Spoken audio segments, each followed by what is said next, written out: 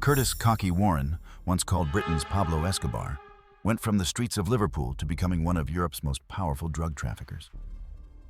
Born in 1963, Warren grew up in Toxteth, a tough area where crime and poverty were a way of life.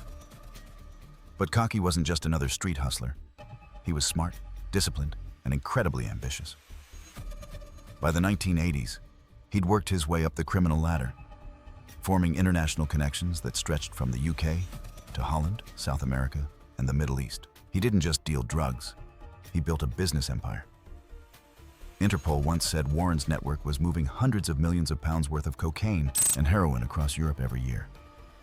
At his peak, he was reportedly worth 200 million pounds, owning properties, cars, and even a gold bullion stash. But it wasn't just his wealth that made him notorious. It was his arrogance. Curtis Warren was known to taunt law enforcement, even laughing off surveillance operations. The press dubbed him "Cocky" because he truly believed he was untouchable. In 1996, that arrogance finally caught up to him. Dutch police raided his operations and found drugs, weapons, and evidence of international trafficking. Warren was sentenced to 12 years in a Dutch prison. But even inside, he continued to control parts of his empire. When he was finally released, British authorities went after him again.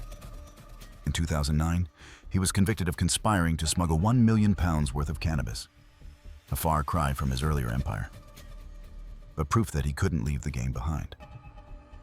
After decades behind bars, Warren was finally released in 2022, and many still wonder, will Britain's most notorious drug lord make a comeback? If you want more stories about the real underworld, the gangsters, drug empires, and criminal legends that shaped history, make sure to like and subscribe.